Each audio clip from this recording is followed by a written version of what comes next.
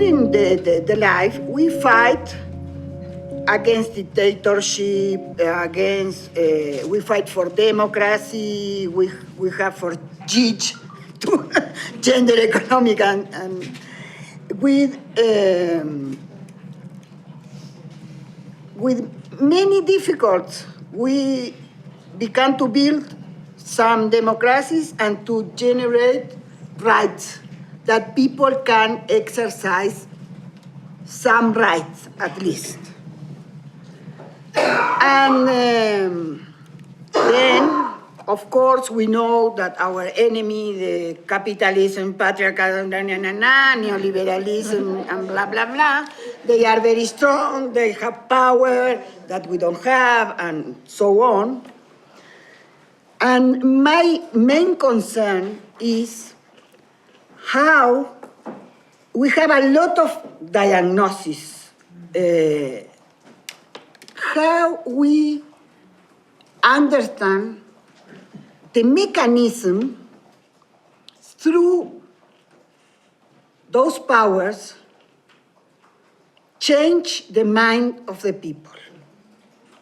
For me, this is key, because if we discover this through many things that Anita and many others say, I believe that we can do and fight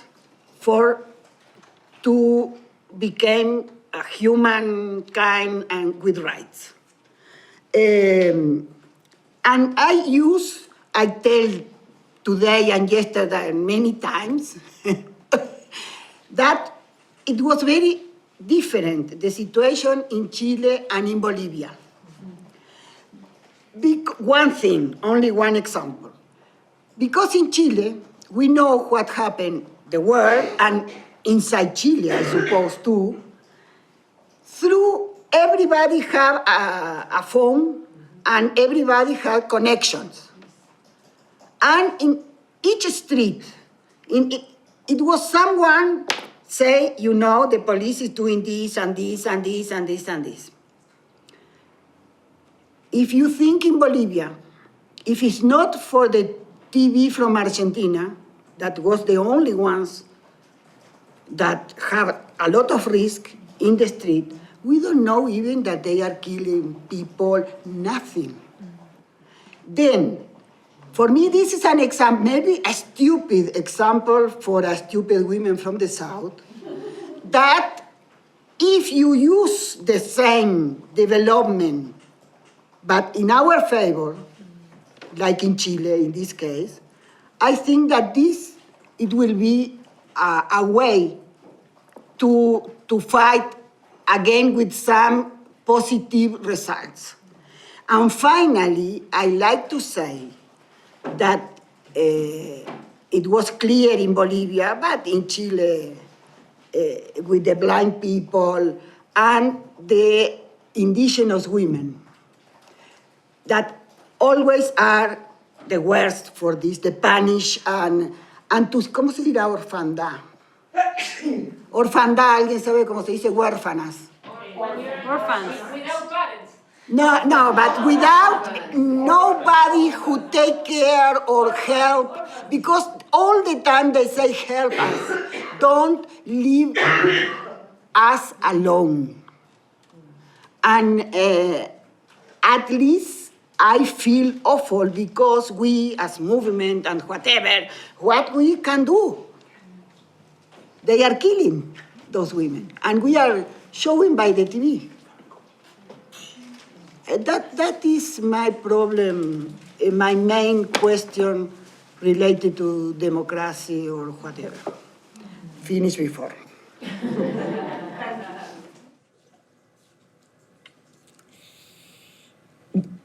Been in my head thinking about, okay, that question of what is it that we're doing for the longer term and what is it that we need to be doing immediately? And that's been sort of going round and round in my head. I don't have an answer to that, but I do have a realization is probably the best way to put it, which is that differently from the 90s, the 2000s, the 80s, the 90s, and 2000s, which were to differing degrees periods of hope, periods when we really thought of, our imaginations could fly. This is a lousy time. And we have to recognize that. We have to bite that bullet, because if we go forward into this time, imagining that it is something like that, and we are going to feel like that, we are not going to feel like that. It is going to feel like the 1930s Europe. That is what we are looking at right now, where, catastrophe is, and we still have to stand. That's what we need to do. And that, as I said, it's not the best way to end this, but for me, it's like, gird your loins, be prepared. This is not going to be easy. But we don't have a choice. We need to keep doing, and figure out how it is that we will not have answers to the majoritarianism, de-democratization. I mean, that's an avalanche that is on us at this point, and we're not going to be able easily to change that.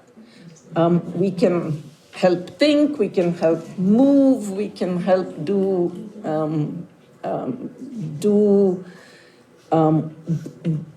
ways that allow people to see, which it's in itself can be empowering. But we might, I think we need to bite that bullet and be willing to bite that bullet. Okay, we're here, we're going to be here, and we will keep doing what we have to be doing. We won't be stupid about it. We're not going to be foolhardy about it, because this is a behemoth that's on the other side. But we're not going away, and we need to figure out how to create and think in those terms, because otherwise, we can't create false hopes, neither for ourselves nor for anybody else. And that's really important for me, at least. And that means we have to learn to figure out how we're going to live and fight in this time. Everyone take a deep breath.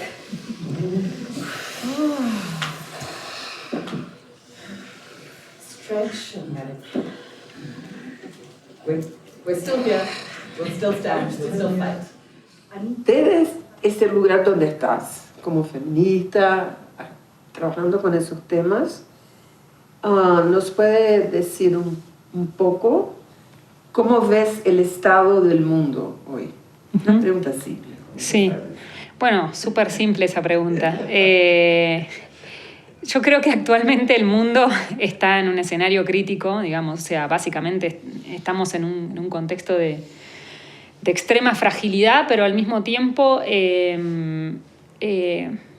mi reflexión es desde el lugar que vengo, digamos, y yo vivo en Argentina, y si hay algo que en estos últimos 4 años de políticas totalmente de ajuste, de austeridad y de avasallamiento total a todos los derechos, si hay algo que nos puso en pie y nos dio esperanza fue salir a las calles y movilizarnos, recuperando una historia de lucha del movimiento feminista en Argentina, que tenemos años en recuperar ese diálogo de saber a ciencia cierta que los derechos se consiguen en las calles. Entonces esa experiencia y sobre todo lo que fue la Marea Verde, protagonizarla, estar allí, acompañar ese diálogo con compañeras más jóvenes o compañeras pioneras del movimiento, para nosotras fue una esperanza muy grande.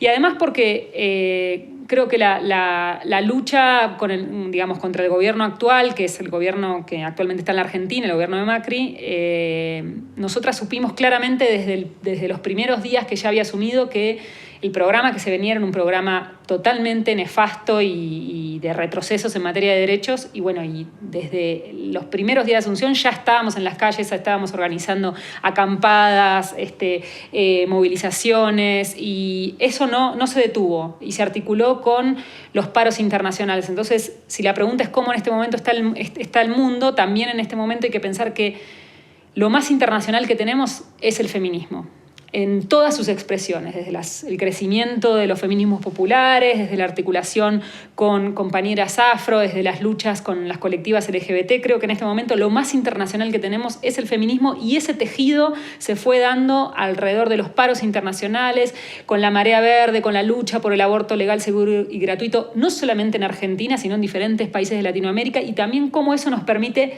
tejernos y articularnos y construir, no solamente fortalecernos, sino también construir herramientas para seguir en este contexto. El escenario es brutal, digamos. Creo que las condiciones sobre todo si pensamos en América Latina, yo creo que hay 3 cuestiones que a mí me parecen como fundamentales, que una es el retroceso en materia de derechos laborales, o sea, cada vez más nuestros países, si pensamos la experiencia de Brasil, la de Ecuador, la de Chile y la de Argentina, avanzan proyectos de reformas laborales, proyectos de reformas del sistema previsional, el contexto de una campaña fuertísima antigénero, digamos, una lucha contra justamente lo que nosotras levantamos, que es la soberanía de nuestros cuerpos y de nuestros territorios. Entonces, en ese escenario es que la mayor esperanza es el feminismo.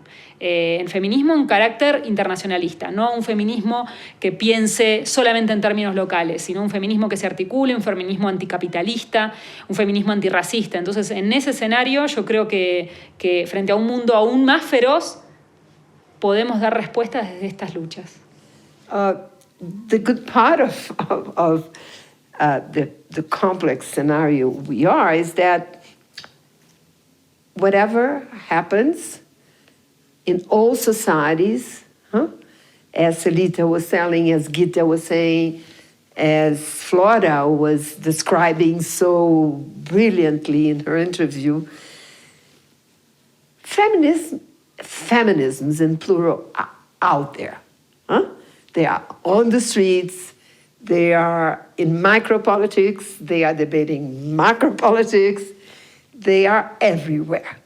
It's not, as Celita was saying, this is not just in Uruguay, it's not just in Montevideo. This is in the border, in the interior of Uruguay, on the streets, and this is part of the conversation. So I guess this is our asset, is the asset we have, one of the assets we have to face and to name and to resist and to contest the current conditions of the world.